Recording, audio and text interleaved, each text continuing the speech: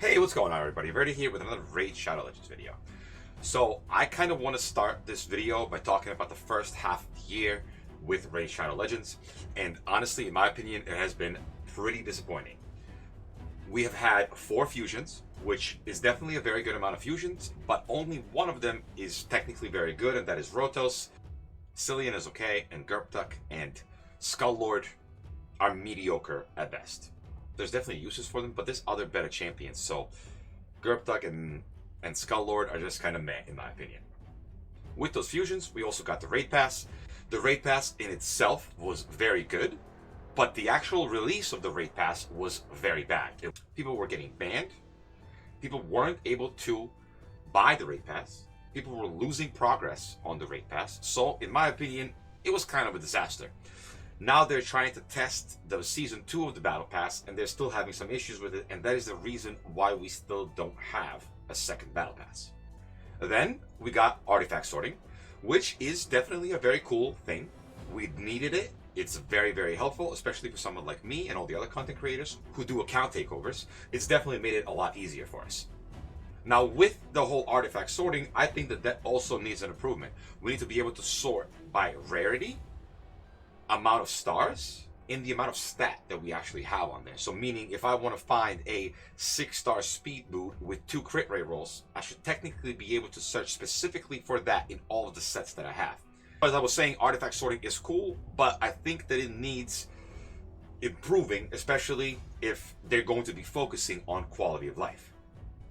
Then we ended up getting the Day 180 login rewards. And now those rewards are cool, the champions are cool, but in my opinion, they're still so greedy on legendary books. Why are not legendary books, at least a couple, included with the daily login rewards? Like at the end of 180 days, you're getting a legendary champion. Before that, hook a brother up with a book or two. Like, come on, Plarium, there's really no reason to be so stingy with the books. Some of these legendary champions require 12, 16 books. Giving us a couple isn't going to make us not buy them, but make it a little bit easier to book legendary champions. I'm sure that everyone can agree with that. Getting a couple of books in the login rewards isn't going to kill them or lose them any money, and it's just going to help us out a little bit.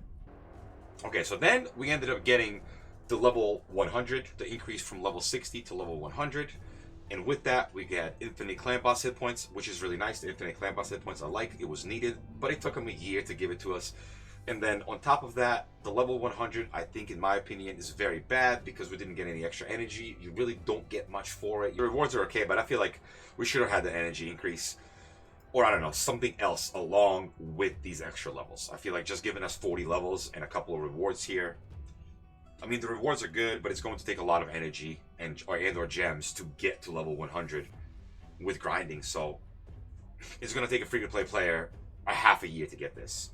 With that, we got an arena tournament, which I thought was going to be something different, but it's literally just a tournament that gets you points by winning arena matches. And the rewards for those tournaments have been awful. Honestly, the rewards overall for all of the tournaments have been awful. Like, if you look here, we have, let's see, Spider Tournament today. You get a 4-star chicken for 2,750 points. There should be some sort of legendary book here, maybe. You know, some more gems, just some more energy or something. I don't know. I feel like that the rewards for tournaments are very bad and that they need an improvement. Now let's talk about the anniversary event. It was going on for like a week and a half, 2 weeks, and in my opinion, it was like one of the most disappointing things that I've ever witnessed. There was nothing actually special done in the game. There was no special event, no like bingo or raffle, or maybe getting some extra like tickets out of a dungeon that you could use on like a spin wheel, or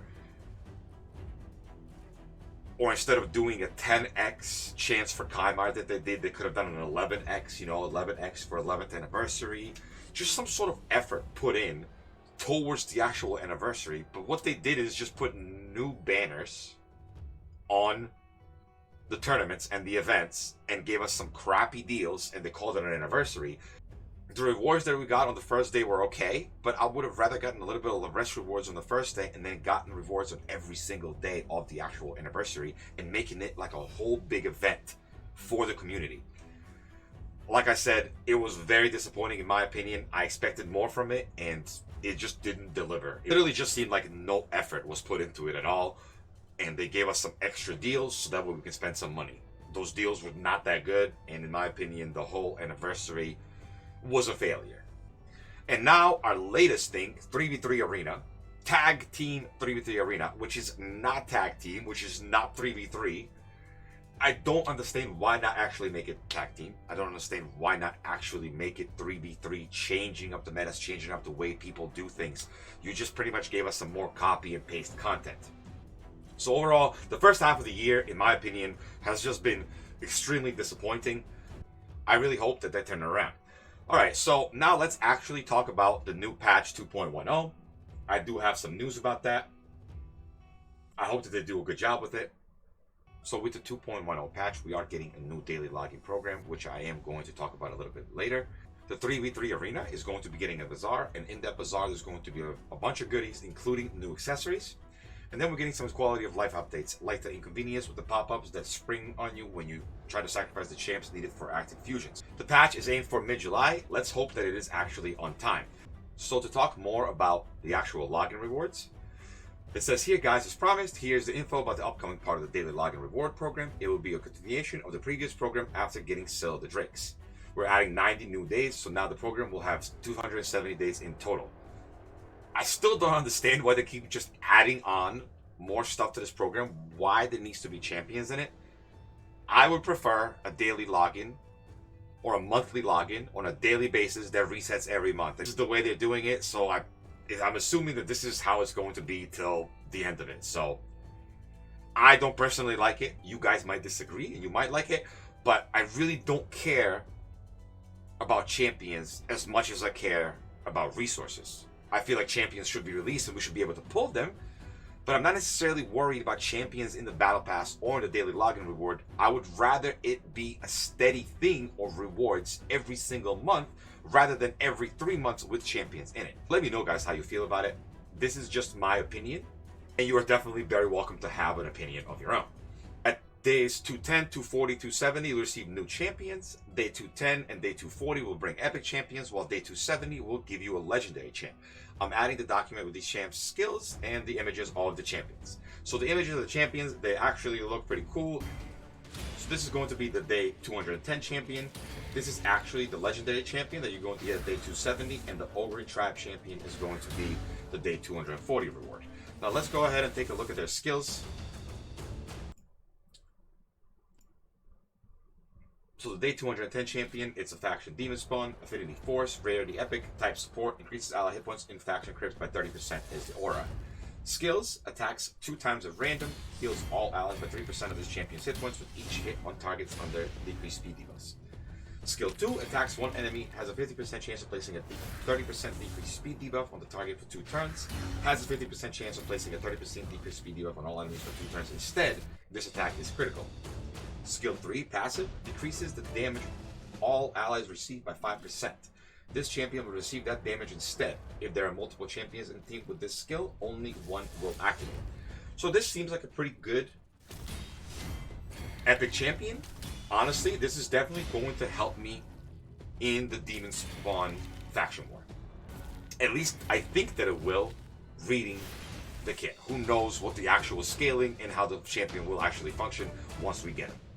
Okay, so the day 240 champion, Ogre Tribes, Affinity Spirit, Rarity Epic, type defense, increases ally defense and faction crit by 30%. Skill 1, attacks 1 enemy, has a 50% chance of placing a leech debuff on the target for 2 turns before attacking. Leech on A1 is pretty cool, he might be usable on the clan boss. Attacks all enemies, has a 60% chance of placing a 50% decreased attack debuff or a 30% decreased crit damage debuff for 2 turns. Skill 3, attacks all enemies, places a 50% continuous heal buff on all allies for 2 turns, places an additional 7.5% continuous heal buff on all allies for 1 turn if at least 1 enemy is hit with a critical hit. This definitely seems to be a very interesting kit. The Leech could be useful in Clan Boss, and then the other moves are definitely very good. AoE decreased attack is very good, and continuous heal is great. And now we have the day 270 champion, Faction Dark Elves, Affinity Void, Rarity Legendary. So we're getting a Void Legendary, which is pretty cool. increases ally defensive faction crits by 37%. For your skills, skill 1 attacks one enemy 2 times. Each hit has a 80% chance of decreasing the target's turn meter by 10%. Fills this champion's turn meter equal to the amount the target loses. This is really cool. Then skill 2 attacks all enemies. Has a 75% chance of placing a 30% decreased speed debuff for 2 turns. Places a shield buff on this champion equal to 20% of their max hit points for 2 turns. Okay, that's pretty cool. And places a provoke debuff on the target for 1 turn. Also places a 50% ally protection buff on all allies except this champion for 2 turns. Definitely seems like a very good champion. All of these champions are defense-based, or support and defense-based, but defense-based champions are usually very good. So I'm hoping that that trend continues. Overall, patch 2.10 looks pretty cool.